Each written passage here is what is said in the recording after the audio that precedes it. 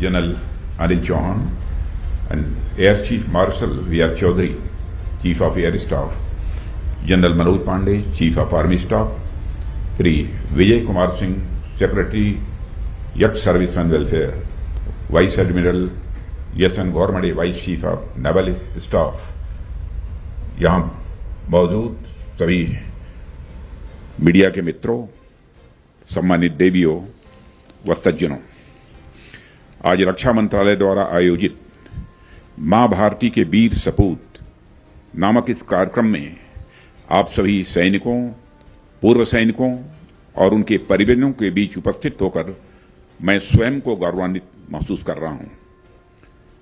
मित्रों, जैसा कि आप सभी को मालूम है कि आज का यह कार्यक्रम हमारे उन वीरों को समर्पित है जिनके त्याग और बलिदान की वजह से हमारा देश हर तरह से महफूज है। कहा जाता है कि आजादी वह विरासत है जिसको प्राप्त करने के लिए ही हमें बलिदान नहीं करना होता, बल्कि उसको बनाए रखने के लिए भी, उसको संजोए रखने के लिए भी समय समय पर हमें बलिदान करना होता है। आज अगर हम पूरी तरह स्वतंत्र हैं, सुरक्षित हैं, हमारी संप्रभुता अक्षुण्ण है, तो इसका सीधा अर्थ है कि कोई है जो उसकी कीमत चुका रहा है, और वह कोई और नहीं बल्कि हमारी सेनाओं के वीर जवान ही हैं। साथियों, हमारे देश में बाहरी आक्रांताओं और शत्रुओं से समाज की रक्षा के लिए समय समय पर अनेक महान विभूतियां जन्म लेती रही हैं। महाराणा प्रताप से लेकर वीर शिवाजी और भगवान बिरसा मुंडा से लेकर रानी लक्ष्मीबाई, सरदार भगत सिंह, चंद्रशेखर आजाद, अशफाक उल्लाह खां तक इतिहास में अनेक ऐसे नाम गिनाए जा सकते हैं जिन्होंने राष्ट्र और समाज की सुरक्षा के लिए अपना सब कुछ दांव पर लगा दिया। हमारे स्वतंत्रता सेनानियों और आजादी के दीवानों को किसी ने अपना बलिदान करने के लिए शिक्षा नहीं दी थी। उन्होंने ऐसा किया नियम या कानून की किताब में पढ़ा नहीं था कि देश की सेवा में उन्हें अपना सर्वस्व न्यौछावर करना है। बावजूद इसके अपनी अंतः प्रेरणा से उन लोगों ने न जाने कितने जुल्म सहे, कितना त्याग किया और हमारे लिए एक विरासत छोड़ गए जिसे हम आज आजादी कहते हैं। और उस विरासत को संभालने में जिन जिन लोगों का सबसे अहम योगदान है, उनमें हमारी सेनाएं अग्रणी हैं। साथियों, आजादी के बाद से ही हमारी सेना के वीर जवानों ने किन किन हालातों का सामना करते हुए देश को सुरक्षित रखा है, उसका पूरा वर्णन करना बेहद कठिन है। चाहे भारत की अखंडता और संप्रभुता की रक्षा के लिए लड़े गए युद्धों में जीत हासिल करना हो, या फिर सीमा पार से हो रही आतंकी गतिविधियों का मुकाबला करना हो, हमारी आर्म्ड फोर्सेज ने बड़ी मुस्तैदी से चुनौतियों का मुंहतोड़ जवाब दिया है। आप सभी अवगत हैं कि इस दौरान हमारे बहुत सारे वीरों ने अपना सर्वस्व बलिदान भी दिया है और कई सैनिक अक्षम भी हुए हैं। परिवार के मुखिया की आकस्मिक मृत्यु होने पर उनके परिवार वालों को जो मानसिक संताप सहना पड़ता है, उसका अनुमान लगाना भी मुश्किल है। इसलिए हमारा पूरा दायित्व बनता है कि हम उन सैनिकों और उनके परिजनों के सहयोग में आगे आएं। जिस तरह हमारी सुरक्षा का दायित्व हमारे सैनिकों पर है, उसी तरह उनके और उनके आश्रितों का उत्तरदायित्व हम सब के ऊपर है। हमें यह स्वीकार करने में कोई संकोच नहीं होना चाहिए कि आम नागरिक हों या हमारे उद्योग, व्यापार, सभी के लिए सुरक्षा यह पहली जरूरत होती है। और जब हम यह मानते हैं कि किसी भी समाज की सुरक्षा सर्वोपरि है, तो स्पष्ट तौर पर यह कहा जा सकता है कि सुरक्षा सुनिश्चित करने वाले वीर सैनिकों और उनके परिवार के कल्याण के प्रति समाज के सभी वर्गों की अहम जिम्मेदारी है। आज का यह आयोजन इसी सामाजिक जिम्मेदारी के निर्वहन का ही एक माध्यम है। साथियों, हमारे देश की संस्कृति हमेशा से सामुदायिक संस्कृति रही है। यहाँ देश और समाज के वेलफेयर के प्रति समर्थ लोगों के सहयोग की बड़ी पुरानी परंपरा मिलती है। प्राचीन काल में दधीच या कर्ण जैसी महान विभूतियां हों, या मध्यकाल में भामाशाह या रहीम, सभी समाज और राष्ट्र की सेवा में अपने योगदान के लिए वे जाने जाते हैं। स्वतंत्रता संग्राम में भी अनेक दानदाताओं ने आज हम उनकी सेवा, समर्पण और सहयोग के कारण उन्हें याद करते हैं। वह चाहे घनश्याम दास जी बिरला हों या जमनलाल जी बजाज हों या फिर जमशेद जी टाटा हों, इन सभी ने महात्मा गांधी के नेतृत्व में आजादी की लड़ाई में आर्थिक रूप से अपनी अहम भूमिका का निर्वाह किया है। न केवल स्वतंत्रता संग्राम में बल्कि स्वतंत्रता के बाद भी वे युद्धों में आम जनता द्वारा हमारी सेनाओं को किए गए सहयोग के ऐसे उदाहरण मिलते हैं जो हमें आज भी ऊर्जा से भर देते हैं। सन 1962 के युद्ध में राष्ट्र के आहवान पर इस देश की जनता ने दिल खोलकर दान किया था, जिससे हमारे सैनिकों के अस्त्र शस्त्र से लेकर वस्त्र तक की कुछ आवश्यक व्यवस्था हो सकी थी। हमारी माताओं, बहनों और बहुओं ने अपने गहने और लोगों ने अपने जीवन भर की जमा पूंजी हमारी सेनाओं के लिए दान कर दी थी।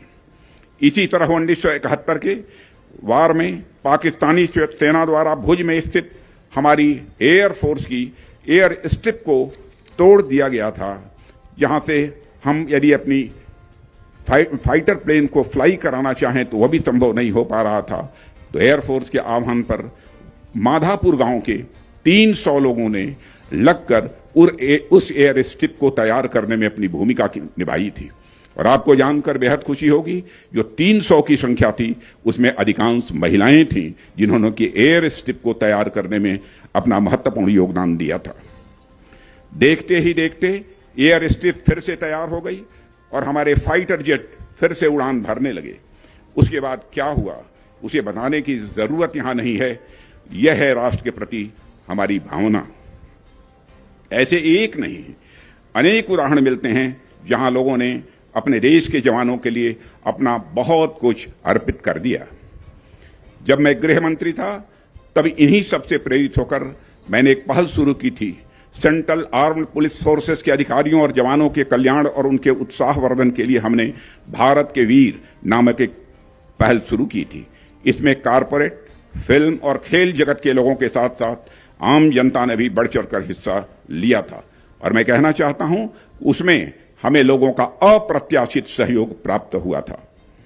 कहना मैं ये चाहता हूं कि अपने देश और देश की सुरक्षा में तैनात वीर सपूतों के लिए कुछ न कुछ करने की परंपरा हमारे देश में लंबे समय से रही है।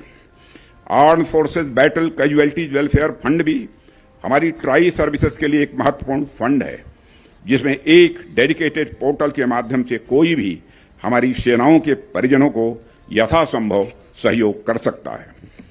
साथियों, आपका एक छोटा सा सहयोग बाकी लोगों के सहयोग से मिलकर कितना बड़ा बन सकता है, जिसका बहुतों को अंदाजा भी नहीं होगा।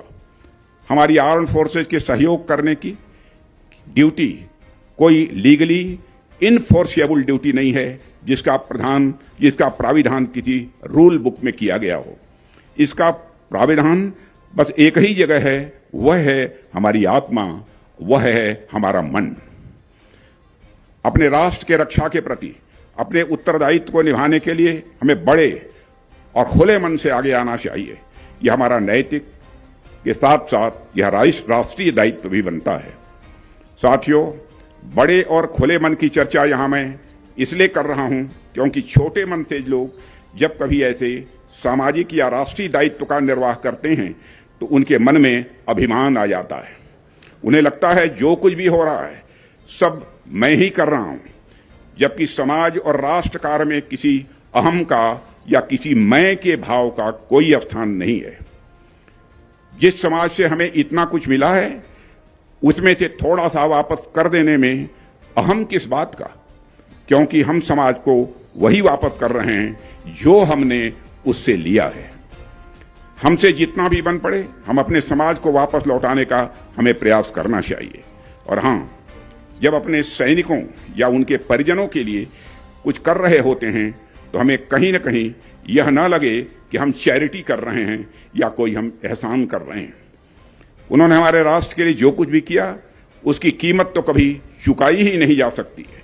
इसलिए देश का एक जिम्मेदार नागरिक होने के नाते हमारी यह मॉरल ड्यूटी बनती है कि हम उनके लिए कुछ करें जिन्होंने हमारे लिए इतने हमारे लिए इतना कुछ किया है।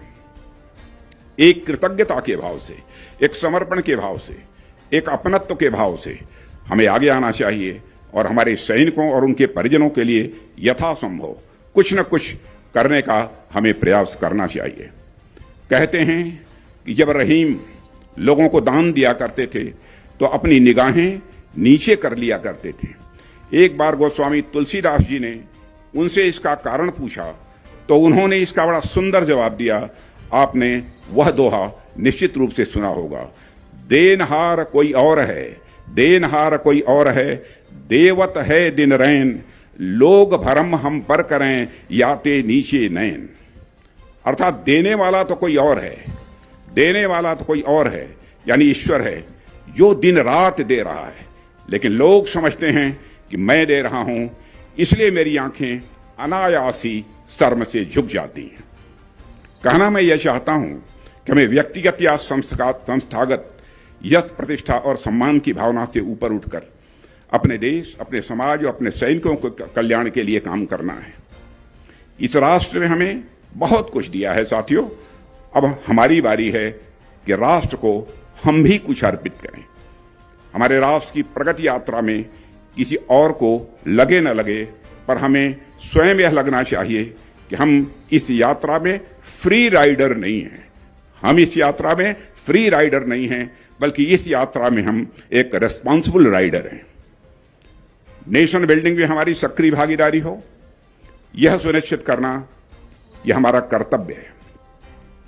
इस अवसर पर अधिक कुछ न कहते हुए मैं समस्त देशवासियों से आर्म्ड फोर्सेज के लिए शुरू किए गए इस महत्वपूर्ण पहल से जुड़ने का आग्रह करता हूं और मैं देश सेवा में अपना सर्वस्व बलिदान कर देने वाले वीर सपूतों की स्मृति को नमन करते हुए और साथ ही अमिताभ बच्चन जी ने गुडविल एम्बेसडर बनना स्वीकार किया है, इसके लिए उनको धन्यवाद देते हुए अपना निवेदन समाप्त करता हूं।